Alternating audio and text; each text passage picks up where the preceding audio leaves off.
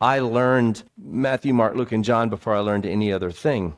And I just listened to them a million times and read them along the way and marked down questions, as all of you who know me know my path. Tell them I can't chat right now. I'm kind of busy going on. By beginning my journey in Matthew, Mark, Luke, and John, I did what Hebrews 12:1 through 3 said, which was to fix your eyes on Jesus, the author and perfecter of faith. For the joy set before him, endured the cross, despising the shame, and sat down at the right hand of God. And so by learning how Jesus' mind works, that is to say, what his faith was, you begin to go, oh, okay, there's this timing thing with God, and there's this, he knows better than I do, and then there's this, he lets negative things in your life just to see how you'll respond.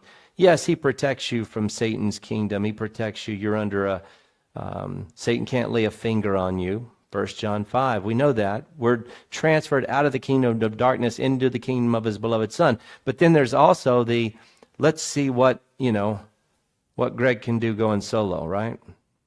Let's move the protection and let him get hammered a while. There's the James 1, the trials that develop your faith and expose. In 1 Peter 1, there's the trials that expose the trueness of your faith. In James 1, there's the trials that develop your faith. And so you have different passages talking about trials and the implications of both. And so sometimes as a wife or a man under God, as the bride of Christ, directly, you're going to be faced with situations where you have to just trust God. Like the last song said, I trust in God. And that requires these silly little things called the attributes of love and wisdom and faith, right? Pesky little things like patience and kindness. This is what you see in this text. These women, they had a mindset like Jesus, and that's the mindset that you have to develop in order to create a peaceful, linear life is seen here, and it's seen in the previous. So we'll go through 3, go backward into 2, and then we'll skip around a little bit.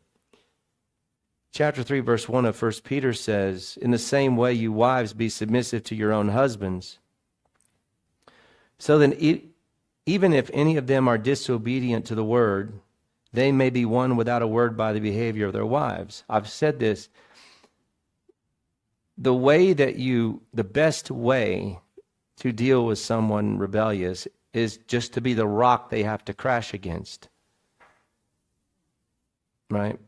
In other words, somebody may want me to move forward with them, and I simply won't do it. They have to crash against my stand, because you often see the Word of God say, stand, stand, stand. When I'm in my own life, I'm walking, but when it's with someone, I have to stand against or for, but it's usually stand. Being one without a word is a woman being able to stand and say, I'm to submit myself to my husband as to the Lord, and I know the Lord wouldn't want me to lie or gossip or steal or cheat. So a woman might have to stand against her husband in some circumstance quietly, making a stand. No woman should do anything that a husband would want her to do if it's objectively, not subjectively, very important, not the way you feel, but rationally objective from the scriptures, bad or evil or inappropriate. If your husband told you to kill someone, it would be wrong to do it, right? Steal from someone, it would be wrong to do it. So to subject yourself to your husband as to the Lord would not ask you to do that. Therefore, you are not to subject yourself to your husband in that particular context, because you would be murdering someone, right? It's logical, pretty simple. But you would You would have to just stand and say, I'm not going to argue. I'm not going to try to change my husband's mind. I'm going to simply resist, or by saying no. In this case, he uses Sarah. He goes there, one, it says, as they observe your chaste and respectful or fearful proper behavior. The word respect is usually phobos. I'm sure it is probably here too, which is the word fear. The woman would fear the Lord rather than her husband, and therefore trust in him, as this text is going to expose. Your adornment must not merely be external braided hair and wearing gold jewelry and putting on dresses, but let it be the hidden person of the heart with the imperishable quality of a gentle and quiet spirit, which is precious in the sight of God. There it is, the hidden person of the heart, right? The inner man, the spiritual person, living out through the flesh. This imperishable quality, because that's the new man, imperishable, of a gentle and quiet spirit.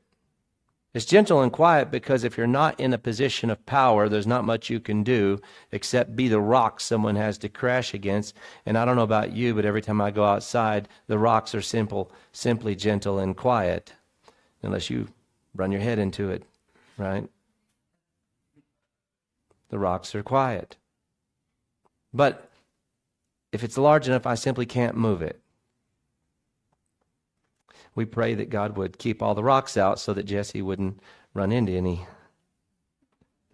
And he did. I didn't want to have to deal with an obstinate wife rock out there, and I'm joking.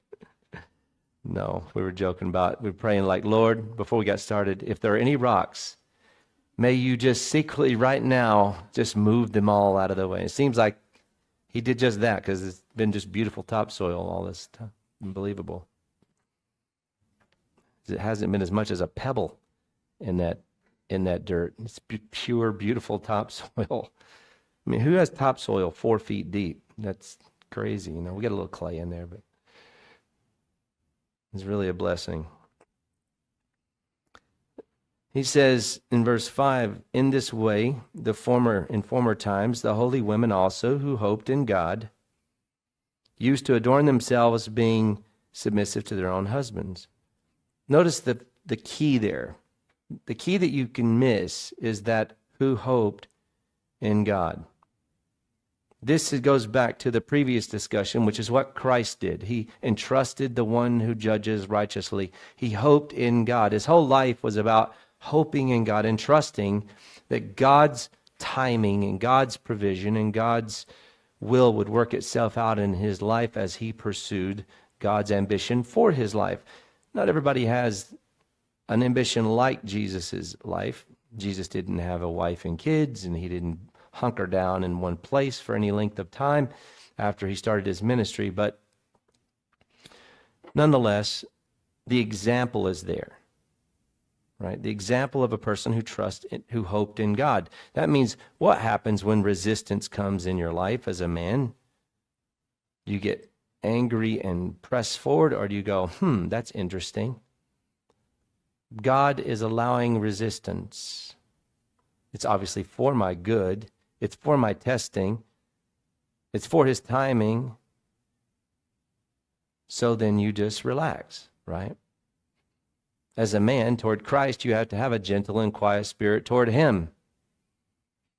He's not disobedient at all, we know, and therefore our trust in him should be one that is smooth. It shouldn't be these big ups and downs just because you didn't get what you wanted, because you've built up in your mind you have to have it sooner than you want as a man. Because we are wives to Christ, and we suffer the same reality, except wives have the better situation. They can talk to their husbands, and they can hear back from their husbands, so they can get a timeline. You can know the budget. Like, you can kind of settle yourself and make it not so hard to follow, because you know what the realistic things are going on in his life. Whereas with us, we don't know much of anything. You just look up to heaven and say, well, I hope here's my plans, Lord. I hope you're going to back it up, You don't know if he will. You just make your steps and see what happens. But for the most part, as long as you're walking with him and your mind's locked into his mind on things and your selfish ambitions are actually godly selfish ambitions,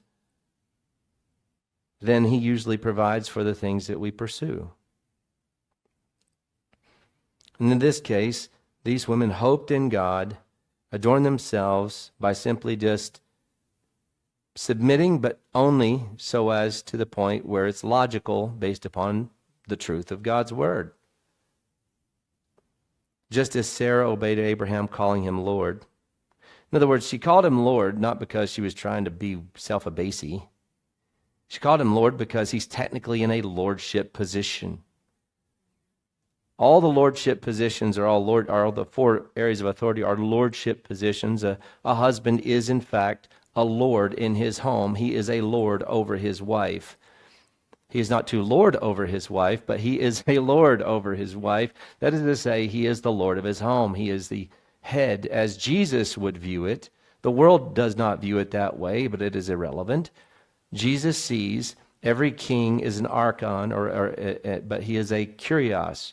Every owner of a business or every boss at a business is a kurios. Every husband is a kurios. Every minister is a kurios over the distinctive parameters of the authority that they're in, either in government, work, home, or the church. They are a lord.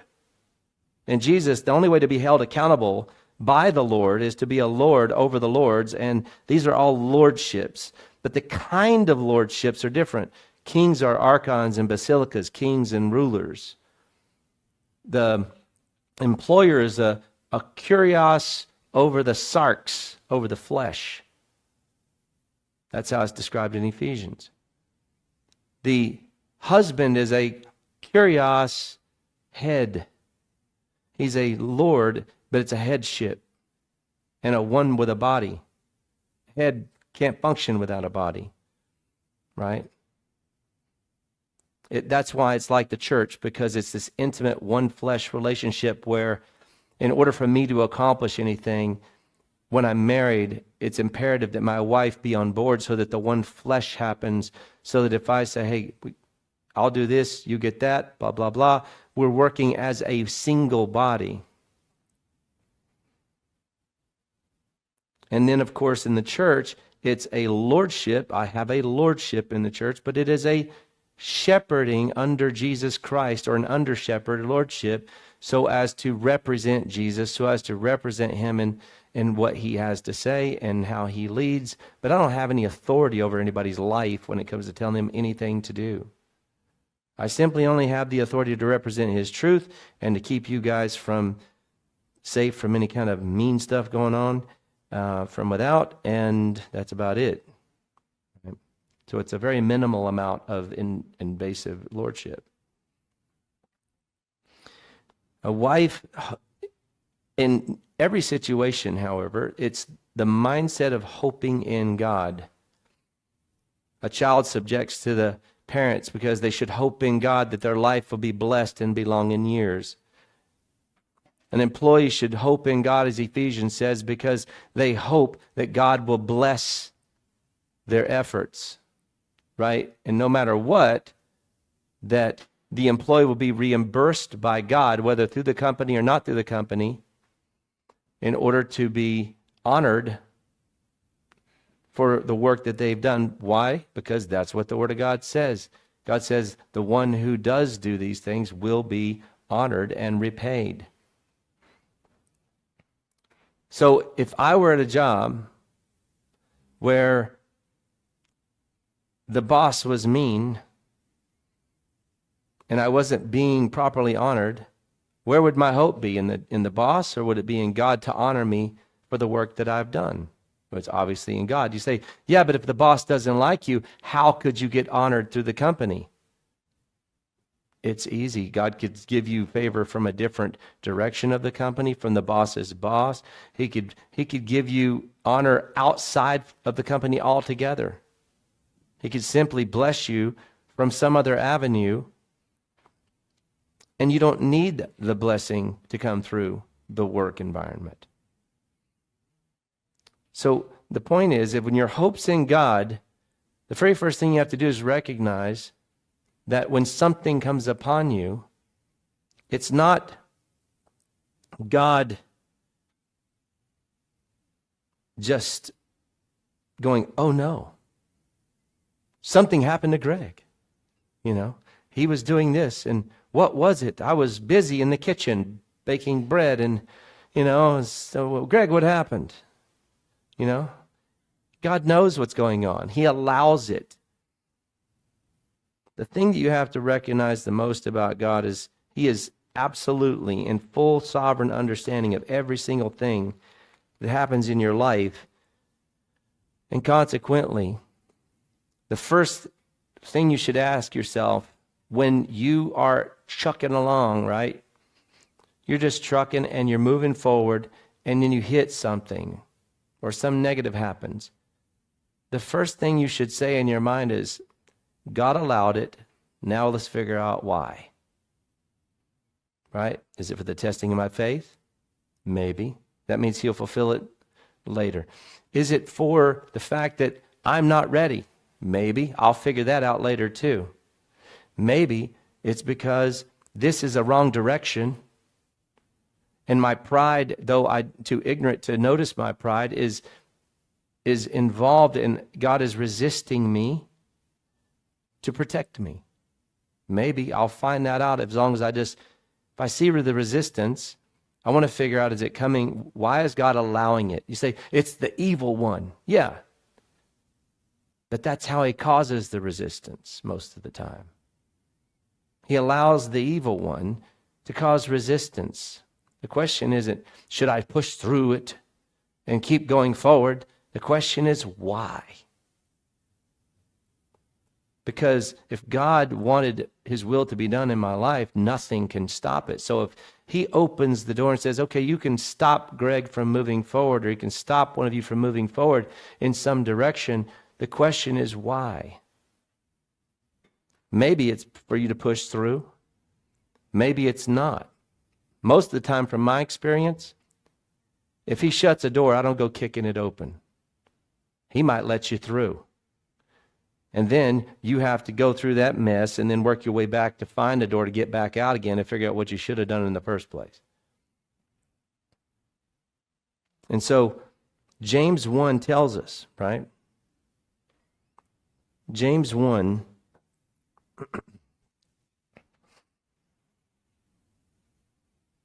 verse 2, consider all joy, my brethren, when you encounter various trials, knowing that the testing of your faith produces endurance. And let endurance have its perfect result, so that you may be perfect and complete, lacking nothing. But if anyone lacks wisdom, let him ask of God, who gives to all generously and without holding back, without reproach, and it will be given to him. But he must ask in faith, in other words, without any doubting. For the one who doubts is like the surf of the sea, driven and tossed by the wind. And that man ought not to expect that he would receive anything from the Lord. There's two kinds of faith. There's a kind of saying, I believe him, gosh, kicking rocks and whining all the way to it, right? And then there's the kind of faith that says, God, you're great, you're good. I know you love me, even though if I don't always feel it, I don't always feel like you love me. But I know you do. I know you care. I know you care about my life. I know you care about my happiness. I know you care about the ambitions you have for me. I know you care about the leadership of my home, and you caused a resistance. You caused a stop. You closed the door. So first, out of principle, this is important. Living by faith is living by principle more than your emotions. You live by faith, not by feelings. He says, consider it all joy when you encounter various trials. Who does that? Right? We laugh because it's absurd. Most of us, on a daily basis, when we consider a trial, we get frustrated. The very first thing, this is a discipline of faith. When he says, Be diligent in your faith, as he says in 2 Peter 1. Be diligent in your faith is a discipline. It's me going, okay, because I believe the truth, I'm going to rejoice. I don't have to feel like rejoicing in order to rejoice. I'm going to rejoice out of principle, because though my flesh is not happy with God's resistance or what he is allowing to result in resistance in my life, I rejoice in it. Now the question is, I need to figure out what it's for, right? Is it because I need to repent? Because I, through ignorance and even good motive, went down a wrong course? Is it because he's just trying to show me something about myself so I become self-aware of my weaknesses and my ignorance and my foolishness, or just my ignorance of understanding of something? And through it, I gain that understanding and consequently mature. Or is it just to glorify his name in the presence of other people who get to see you work through a trial with grace and faith and godliness so that other people have an example to follow? Which one is it? Don't know. Don't care. There's never been a trial that I don't get frustrated in my flesh. Why? Because my flesh is fallen. It's a body of death and a body of sin. I get frustrated. That's my first feeling. Resistance does not make me happy. Right? I don't think it makes anybody happy, ever, even Jesus. He wasn't happy all the time with things not working out, or with his disciples being a pain. You know, how long we got to be with you guys, right? He wasn't always happy. But he applied himself properly in the moment, regardless of how happy he was or how much he felt like it was the proper time for God to do this kind of thing. The garden scene is a perfect illustration of that. Not my will, but thine be done. If this cup can pass from me.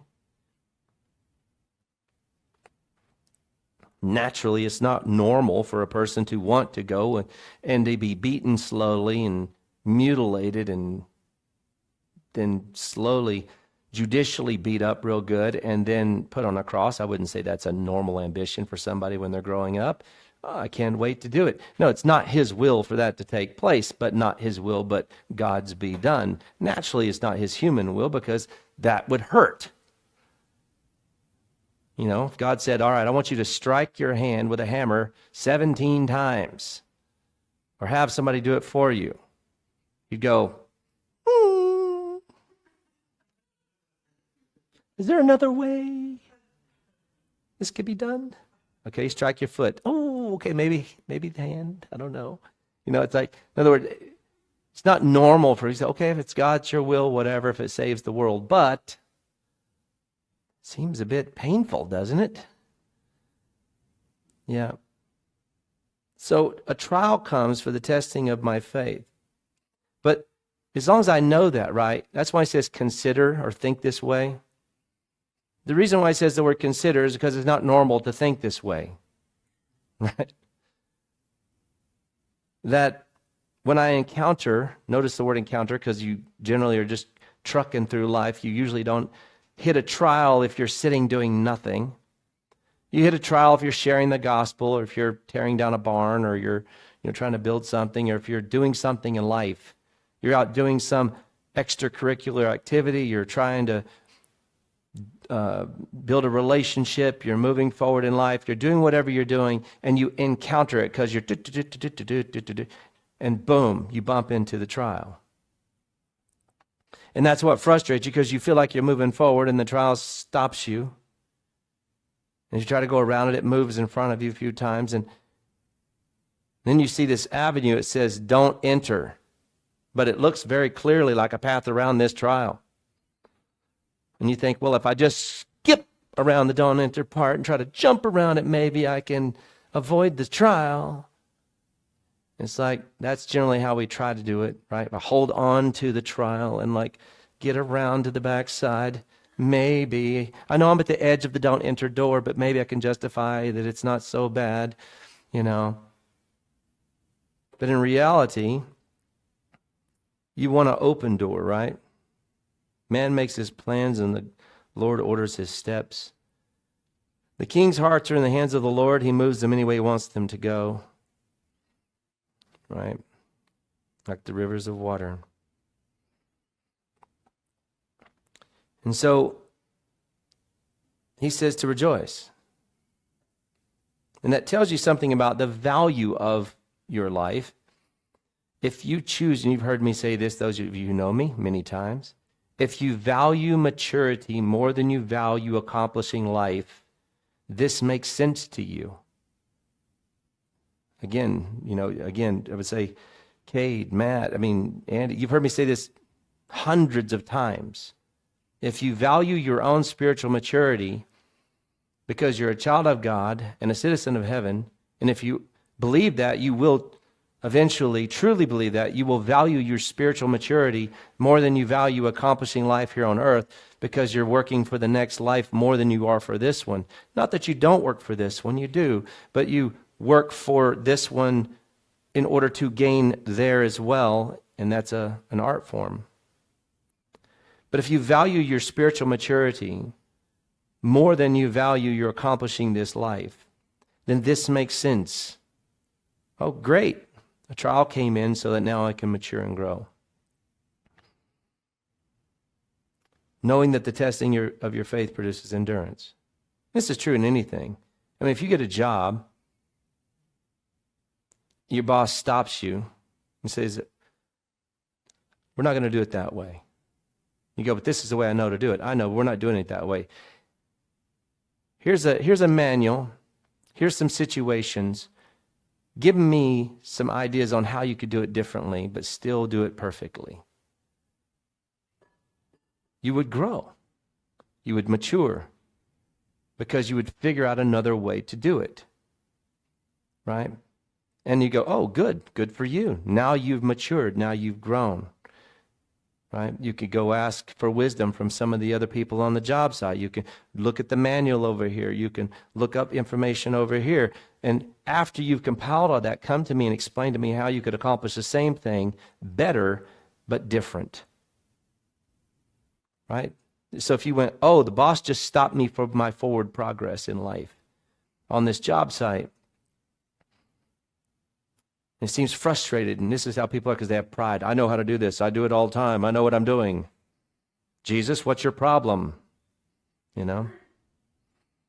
And he says, no, I want you to mature. Jesus doesn't care about how much we think we know and how much we've accomplished. He cares about our development and our spiritual maturity. And so if he causes a block, then you have to ask yourself,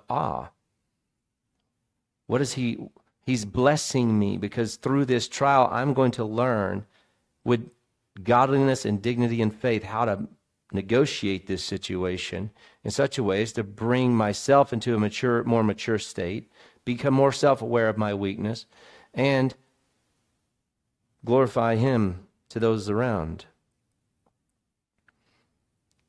That's what he says, knowing that the testing of your faith produces endurance. And endurance perfects, right? There's a perfecting result. And through that, you're perfect and complete, lacking nothing. You go from being a newbie hire to actually being a journeyman, somebody who actually knows what they're doing. If you want wisdom, you ask him for it. He says, I'll help you. But if you ask him like, oh, well, I don't know what's this wisdom. God, give me wisdom. Go to him with an attitude. You think he's going to bless that? You have to come into it with a rejoicing. If you don't come into asking for wisdom based on verse 2 of James, if you go straight to verse 5, you're going to miss. He's not going to respond to you the way you think he ought to. Wisdom comes when you come rejoicing over the trial and the opportunity to grow. If you don't have that attitude, you will find yourself not being blessed with wisdom because you're not ready to receive it.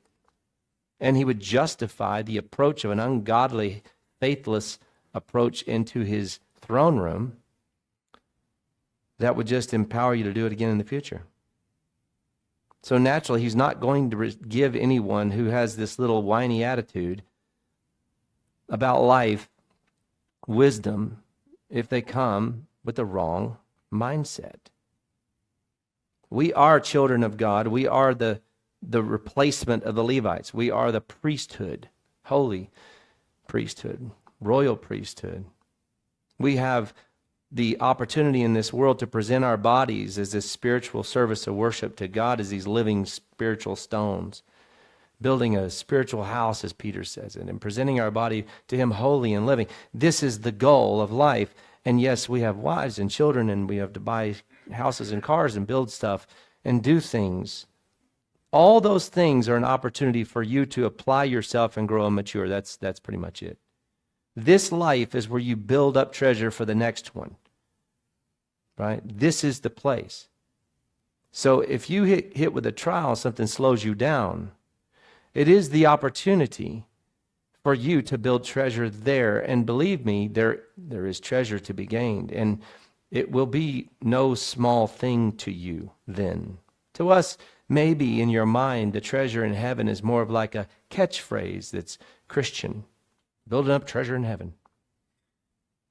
Right?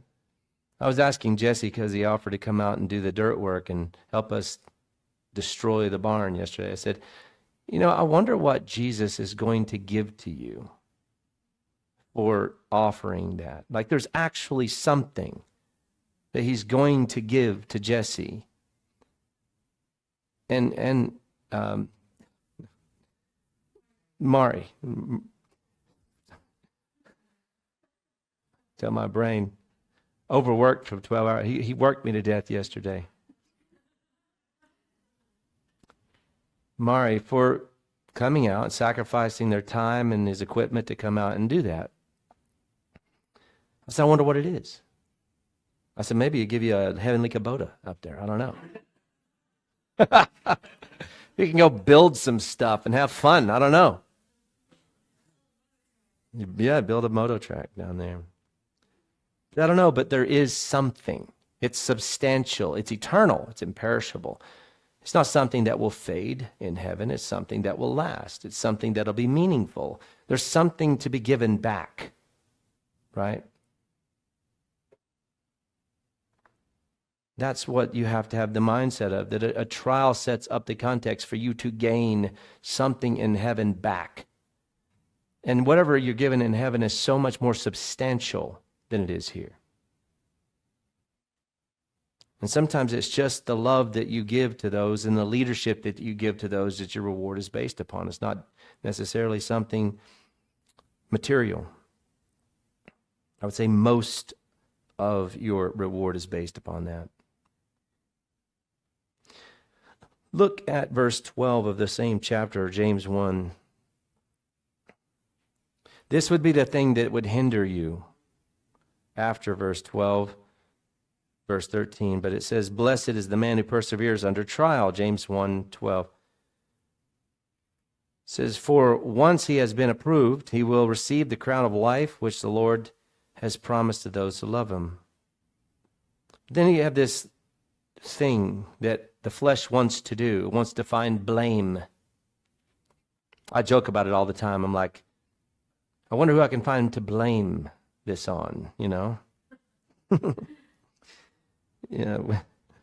Let no one say when he is tempted, I am being tempted by God. For God cannot be tempted by evil, and he himself does not tempt anyone. But each one is tempted. This is a very important statement, right? This is actually, for a baby Christian or a new believer, this is the most important statement for you to understand. Because it'll turn your attention back to you, at least to me, after salvation. It says, but each one is tempted, verse 14. When he is carried away and enticed by his own desire. The word is desire, not lust, as you would think of lust. It's just the word desire. And it doesn't mean a bad desire. It just means desire. It's used in 1 Timothy 3:1 for it's a good thing to desire the office of an overseer, right? It says it's a good thing to desire this. It says it's a good thing to desire a wife. It's a good thing. And that's the same word, lust. They translate it lust. It's a criminal thing to do because you missed the point. When you get carried away and enticed by the desire, it's not bad to have desire to be an overseer. It's a bad thing to try to press into it too quickly, right? He even mentions that in the text. Don't lay hands on a young man too quickly. Bad things happen. Not everybody should desire to become a teacher too quickly. What happens? Theirs is the greater accountability. Theirs is the greater condemnation. So desire is wonderful. Trying to get the desire foolishly is bad. It's bad because it's bad for you. You're a citizen of heaven. You're a child of God. Your body has been purchased by God the Father and given Jesus Christ for his servitude on this earth. And it's bad. It doesn't fit in if you misappropriate how to accomplish the desire outside of what would fit you as a child of God, what would fit you as a new creation, what would fit you as someone who's been born from above and made a servant of Christ in the flesh. He says this, verse 15, but when you lust, or when you then when desire is conceived, it gives birth to sin, and when sin is accomplished, it brings forth death. And that's what have the death of a relationship, the death of a job, the death of an ambition, the death of something, sometimes physical death. In other words, you want something. Every sin you'll ever commit will be based in a desire. Most of them for us, good desires. It's how you get the accomplishment of the desires where the sin will happen. All sin is based upon you want something, and now you're going to figure out how to get from point A to point B. Now, will it be that I trust God and I appropriate true godliness and true righteousness and true holiness and true patience and true love and true kindness? Or will I go, this desire is good, it's wonderful, oop, I'll go around that, go around that. In other words, 70% of my decisions were great. The other 30 were not. Right? And so you sin, and God won't bless the end result. It'll be messy because you'll reap what you sow. The example you give to your wife and your kids, the example a mother gives to her children or to her friends, you will reap what you sow. It's when we try to get the desire in an ungodly fashion that things eventually die. And that's what he says. That's why I said this is the most important text, because it's gold. If I know that every sin I'll ever commit is because I want something, and it's just how I get it is the issue. In Peter, it said that the women you think the women in 1 Peter, they want to have a great relationship with their husbands? You think that? Yeah, right? The question is, how do they get it? Do they get it by being controlling, manipulative, mouthy, cruel, judgmental, fighting with their words? Or do they get it by hoping in God and entrusting in him and looking to heaven saying, God, you can break anyone, right? I'll be the quiet person. You can break my husband. I trust in you, the Creator, the one who is directly over him, and you can break him easily. Here's the problem, right? That's hard enough itself for most people. It's hard for a man to go, my boss hates me and he's resisting me and he's keeping me from being promoted at work. But God, I trust in you. And my job is to love my boss, even if they are the devil himself and they wear devil horns, right? I'm going to love them. I'm going to treat them as if they're you, Jesus, and you will reward me. If you've seen anything in the Old Testament, you've seen God literally replace the boss with the employee, right? Joseph, Haman, right? I mean, you see God honor the person. The problem is that silly little thing called that period of time between the beginning of the trial and the blessing. How long did Joseph's last? Yeah, long time, right? And then there's the one, if you go through all the trials, you look at them, they're not quick. They're not the way we want it to be done. They require then this, you've got to open the bag and go, patience, kindness, which is the right attribute in this situation? And then you got to go, I don't know. I could go, is it kindness? Is it patience? Is it maybe some soup? Or is it like, and you go, oh, well, God, I don't know, God. I rejoice for the trial. God, give me wisdom. I got all these attributes here. What do I do? And all of a sudden your heart and your mind begins to clarify the situation. And he gives you wisdom to know how to apply which attributes in what order and in what parameter or what percentage of intensity. If you look at 1 Corinthians 13, very familiar passage, right? Still wedding passage, as people would call it.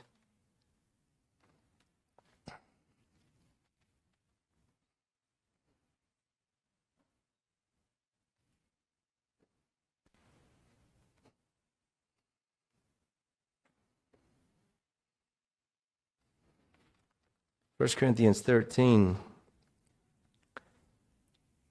verse 4, it says, love is patient. That one alone, right? Love is patient. You think in terms of a trial happening, you go, it's patient. 20 minutes later, okay, God, I've been patient. 3 days later, good Lord, how long does a man have to wait? A week. I think I've waited, have I not proven? Have I not proven my faith? How long do some people have to wait? Years. Right? Years. I've forgiven 7 times. How about 70 times 7 times? Wait a second. That's a lot more than I thought I would have to do. Right? Our minds are very small when it comes to understanding that one great trial could last a period of time. But it's all preparing you for a moment in life, a blessed moment, an honored moment. And the more you embrace that truth, the more you will experience that greatness. Even if it's just the greatest relationship you'll ever have with a wife, right? Or the greatest experience of love between you and your children. If you're patient, love is patient. Because in order to get from point A to point B in your desire, it's like, here's the tricky part, right? You can map it out yourself. Get a whiteboard at home and write a desire on it. And write the completion. Put a timeline on it. Or just put a line on it. And then start walking that way. And guess what's going to happen? God's going to go, and trial number 1. What's your choice? Go. Even better, it could be your children's fault or your wife's fault. Something they did wrong, some mistake they made. And rather than going, consider it all joy, God allowed my child to jack it up or my wife to jack it up. Yeah, you still have a responsibility to teach your kids and all this stuff, but what's your attitude toward God? That's the question. Not what is your responsibility toward your family, but what's your attitude toward God? Right? God is allowing it for a reason. God will, it'll manifest why. It doesn't matter. Doesn't matter that something messed up. It matters that I educate somebody so they don't jack something up again or potentially harm themselves or inappropriately lose money or whatever, right? Miscommunicate some truth. That's irrelevant. I mean, that's a responsibility, but that's not going to fix the trial. God will fix the trial. He will straighten the path. See, anytime you say, I want to do this, God says, all right, good. Now I know the premise of the trials I'm going to give to you. Right? Now that you've said your desire, I know what I'm going to do to mature you and grow you and develop you. And I want you to consider the trials that I'm going to bring on the desire that you have in this linear fashion. When I bring a resistance, when I bring a trial, I want you to rejoice first. That's why I said this is childlike. This is the beginnings of what it is to walk as a child of God. It's the beginnings because it's childlike. How do I walk in newness of life? Well, first and foremost, say, I want to do this. Good. Here's the trials. Right? They're going to come. Bam, bam, bam. Are you going to trust in me? Are you going to remain faithful? Are you going to, like I've said, a lot of the people who, the young kids and people who want a relationship, it's like, okay, you want a relationship? Great.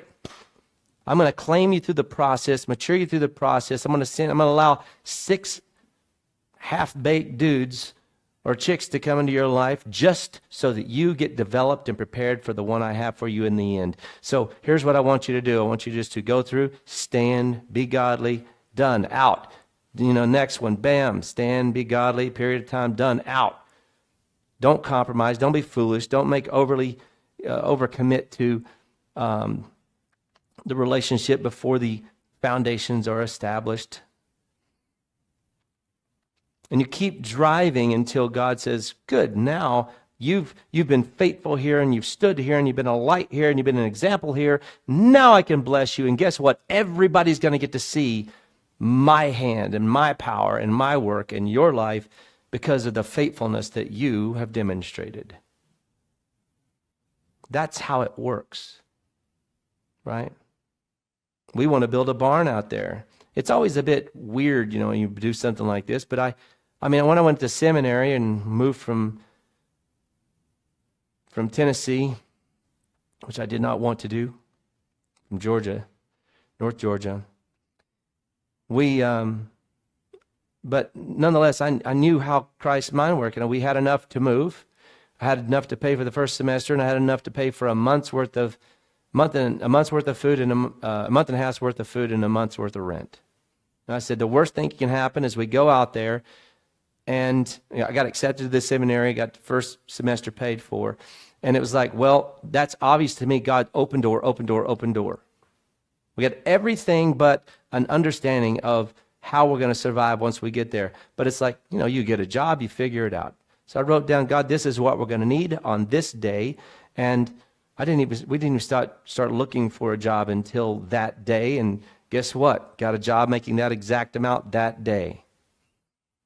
But to me, that's not weird. To me, that's just God, right? I didn't kick the doors open, but he didn't go, I'm going to open every door and I'm going to promise you the proper income when you get there. He said, I'm going to open every door and now you're going to have to go and see if your faith was right all along. And if you're truly convinced, you'll go. And so I did, and he was always been faithful in that way. And this is one of those weird situations where you're like, I have a barn, it's functional, I like it, I don't want to tear it down, right? However, in order to love you guys, truly, and that's the only reason that would do it, I want to love the body. I think our fellowship would be better out there. I think there'll be more room for you guys and for you to bring someone. You'll have better fellowship. You'll have a better time. There'll be better sound. The worship quality will be better because there'll be more space. Everything will be better and you will be blessed. I'm not building it because I think the numbers will grow. I do believe they will. But really, I don't really care so much because I'm not the one that makes the choices on the allotment, right? God allots people to your charge, as he says in Hebrews and in 1 Peter, those allotted to your charge. If you come regularly and you're part of this body, then you've been allotted by Jesus Christ to me. And I'm responsible to care for you and to teach you and to be an under-shepherd and be a guide the best I can by example and truth to you in that way. And so I take a responsibility over that, right? Not one that you feel weighty from authority, but one as I feel weighty from Christ. And so in my response, my mind, I need to build a barn that is fitting for worship. And it's just what we're doing, right? But I tore it down believing he would provide as time goes along. Jesse helped. In a way, I was being reluctant. I knew what my heart was. I knew what my plans were. I knew what my desire was. And I wasn't moving on it. And then Jesse was like, hey, I'll come do this. I'll come do this. I'm like, okay, God. God's more kicking me in the butt. Like, all right, go forward. Like, I don't necessarily want to tear my barn now because I don't have the money to build it back up again right now. Right? So we're just tearing it down. I have enough to get the pad done, maybe. Right? So you get that done, and you go, okay, now where's the funds going to come from? I don't know. Does it matter? Has it ever mattered in my life? But getting rid of something that is actually of value to you in order to trust God to reestablish something is always a bit of a trial, right? It's a bit of a trial. And so whether it's something like that, or whether it's a relationship, or whether it's getting a different job, or whatever it is, the moment you say, God, I have a desire, and it's so good. I want to honor you. I want to be in the ministry, or I want to build this building, or I want to have this relationship, or I want to get this job and provide for my family better, or I want to build a house, whatever it is, the moment you have it and you start walking toward it, he's like, good. I care about your spiritual development, your maturity, your representation, being an example. Great. Glad you got a desire. I'm going to help you with it. Not exactly the way you think, but I'm going to help you with it. And along the way, I'm going to take advantage of squeeze every bit of fleshiness out of you along the way. And we're just going to develop you into a spiritual, godly person this trial. Congratulations. You've told God what your desire is. Therefore, you've set up the path of your trials. Now, if you want to be wise, you then go, okay, God, I will by choice choose to rejoice. Through gritted teeth sometimes, through frustration and even tears sometimes, I will choose to rejoice. I will look to the benefit of my maturity. I will pray to wisdom for you, and I will look for the outcome of your blessing at the end. Because he says he blesses the hands of the man who walks by faith. We know this to be true. He promises the blessing. He's not like it's a trial for nothing and there's going to be no end to it. I know there's always going to be an end. So the question is, the wife has a disobedient husband. Why? Do you think that's just because? What if God is allowing him to be in that situation for a long period of time? Who would that benefit? The wife. First and foremost. See, if a wife goes in, I'll be quiet and submissive. It's like, has God gotten into your heart yet?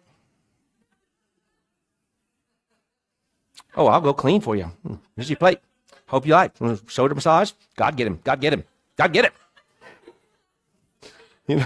It's like, no, it benefits you to show that you can be a lovely, gracious, godly person in the midst of a hostile environment. We laugh because we all know that, right? It benefits you going, God, you're enough. If my husband never treats me lovely, you're enough. Thank you for the salvation. Thank you for the relationship. If my wife never grows in godliness to the point, you're enough. You're enough. I'll continue to lead. I'll continue to provide. I'll continue to do the thing. You're enough. I may never have the kind of relationship I wanted as in my mind, the love and the affection.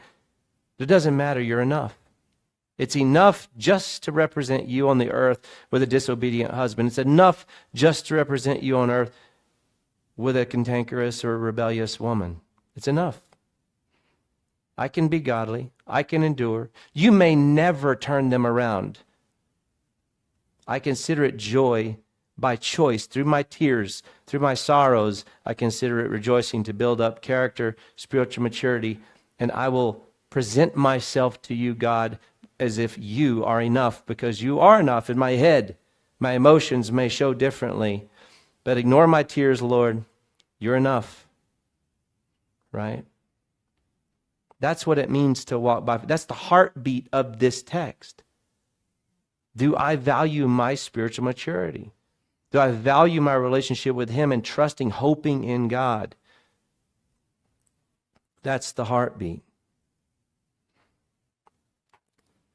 Look at, we'll close with James 3.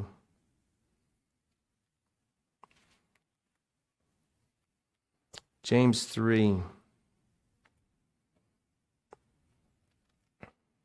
We didn't read all of 1 Corinthians, but you probably know it by heart. James 3:13.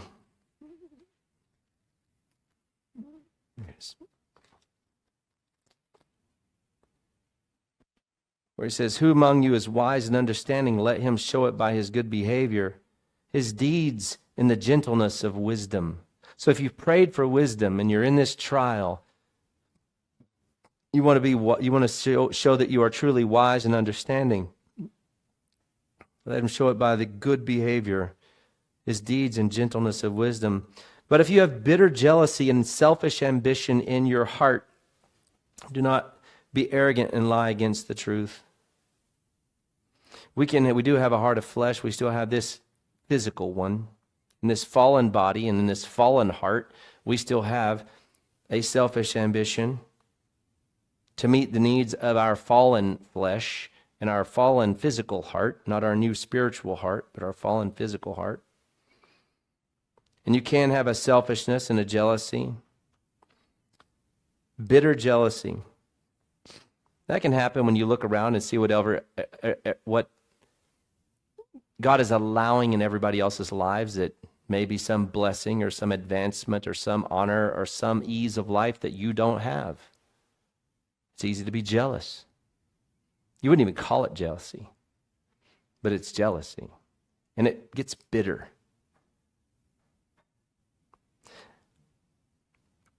It's easy to defeat that by simply asking, what if you were the richest person in the community in your context? What if everybody that you know for 100 miles was worse off than you? You'd go, thank you, Jesus. This is a lot better than what's going on around me. Bitter jealousy generally because we look around and we see people who look like they've been blessed more than us. It's just perspective. He says selfish ambition. That's the negative kind. He goes, don't be arrogant and lie against the truth. In other words, don't say it isn't what it is. If you desire something and you're trying to get it so passionately that you appropriate, that you begin to get jealous for the outcome and you begin to have a selfishness in it that you just want it to get done. I just want to get it. You ever notice the word just is the word to justify, right? In other words, I justifiably want it done by tomorrow. I justifiably just want it. You begin to tell yourself, I'm justified. But you're not justified. I just want it. It's like, I know. So what? Who cares? I'm like, I do. I know. So what? Who cares? God cares about your spiritual maturity more than about your justifiable wanting to get something the way you want to get it when you want to get it done. He loves you. He wants you to enjoy your life. He wants you to enjoy it as a spiritually mature person, not as a spoiled, entitled little brat, right? He says, the wisdom, verse 15, this wisdom is not that which comes down from above, but is earthly. Notice, it's earthly. What are we talking about? Just normal, progressive life. It's natural. It's normal for humans, right? Or it's demonic. That is, it was taught by doctrines of demons from your educational process, as he says in Timothy, right? 2 Timothy. Demonic meaning it was just your education system taught through demonic influences through teachers. It says, for where jealousy and selfish ambition exist, there is disorder in every evil thing. That's what I'm saying. When you have a line, you have to say, I desire this, and this is the end all, and then you start then. If you allow your motivation to be dripped in jealousy into it, and selfish ambition, I just want to get it done by this time. I'm tired. I just whatever, right? Whatever it is, you will fail in the trial. It'll create, as he says, disorder in every evil thing. Every kind of evil thing. Not necessarily every single evil thing that could happen, but every kind of evil thing is on the table. And disorder for sure, because you start cutting corners. You start trying to make it happen, trying to push the square peg in the round hole, and things just mess up. Verse 17. But the wisdom from above is first pure, right? It's pure. In other words, it doesn't have the jealousy. Doesn't have the selfish ambition from the bad selfish and the jealousy and all the other nonsense. First, you purify the mind. Choose to value what God values. He values you, your life, your spiritual maturity. Pure, then peaceable. Because if it is pure, it will naturally then be prone to be peaceable. Because when the trial comes and you say, Lord, thank you, even through tears, even through gritted teeth, even through sorrows, if you are able to rejoice in a trial, it settles you, right? It makes you peaceful. Gentle is a natural, these aren't like things you're having to do. This is the natural outcome of applying faith in the trial. Gentle. When it says the women have gentle, quiet spirits, if they entrust themselves to God, if they really do what the text says, they will naturally, not having to force it, they will naturally slowly be at peace. They bring their flesh into a peaceful state. They'll bring themselves into a gentleness. Reasonable. Right? Reasonable, willing to yield. Full of mercy. Full of mercy because when something negative happens and it's someone else, you'll be thinking, well, that's also for their spiritual development too. And that's also for their growth. And so you're a part of the process of those under your care. Not only that is it you're being tested, but they're being tested. And you have to have mercy as God's having mercy on you and your failures. You have to have mercy on them and their failures. And as God is instructing you in your ignorance, you have to instruct them in their ignorance. And as God is caring for you through the process, you have to care for them for the process. And that's how it works.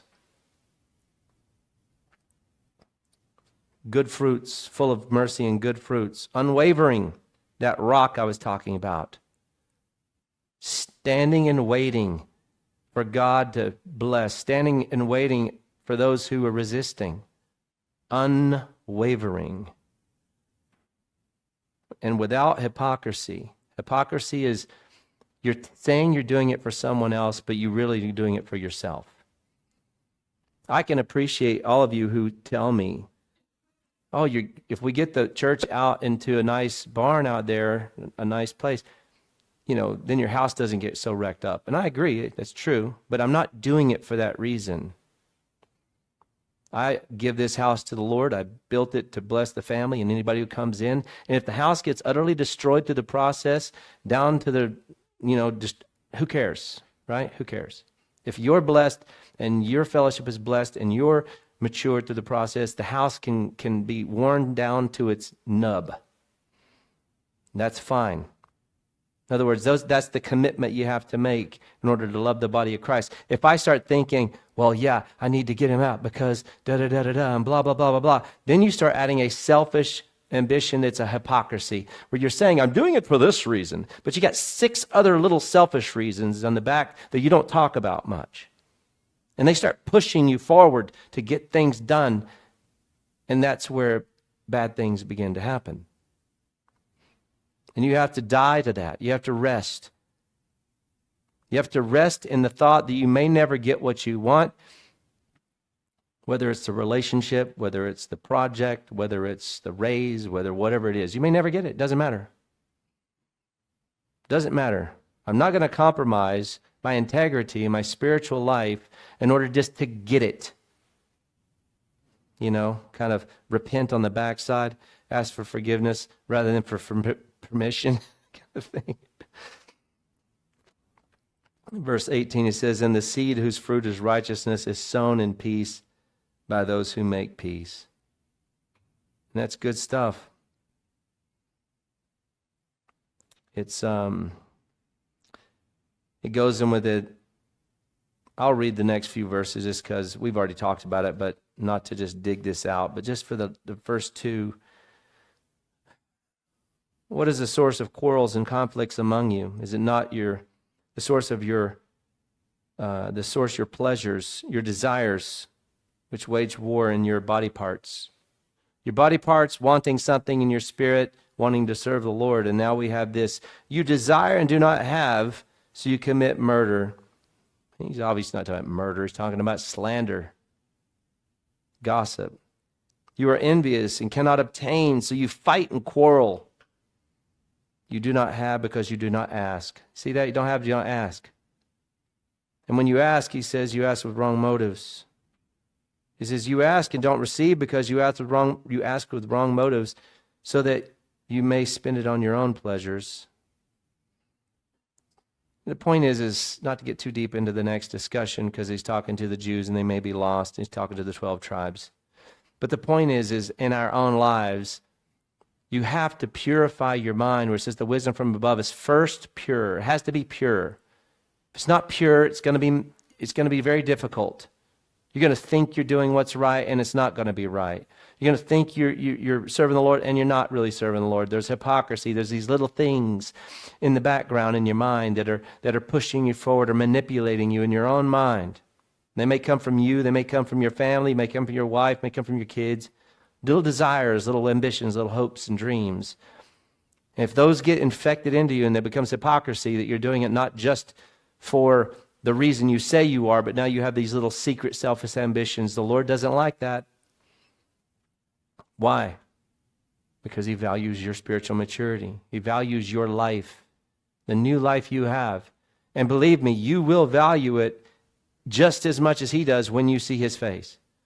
When you see the crown of life given to you, when you see the rewards, when you see the homes and the places in the streets of gold, when you see the actual place made for you and the rewards given to you, then you will go, oh, that's why you valued it so much. Because this is eternal and this is temporal, right? Heaven is eternal and this place is temporal. This is the place where we build up honor and treasure in heaven. And yes, we are blessed here. But this is the place where that blessing may not be as quick and as effective and whatever you want. Because it's the place where you mature. It's like trial number 1, trial number 2, trial number 3. How many trials, right? How many licks does it take to get to the center of the lollipop, right? How many trials does it take to get to the end goal? I don't know. Doesn't matter. I don't care. I say I don't care by choice because I care very deeply. Maybe a half of one, Lord. Half a trial. That would be nice. I can't say anything. I just got to ignore all thoughts of trials. And you just accept them when they come. You go through them. The quicker you go through them, as Philippians 4, is 1 Corinthians 10:13. 10:13. Is that right? Yeah, 10:13 talks about. The quicker you get through them, the better. And then you move on. God's blessing comes. With that, I hope that this message helped bring some clarity, because my life is all about a relationship with the Lord. And He says, this is eternal life, that you know the Father and the Son whom he sent. And it really is. Understanding submission is understanding how to walk with the Lord and with the Father concerning life and trials and context. It's just your walk. Learning to be content, to be rejoicing by choice. And in time, what happens is you do feel it emotionally, because your spirit grows to the point to where even in a time where your flesh is very disappointed, you are happy. And you can actually feel the emotions of joy in the times of sorrow or defeat or resistance.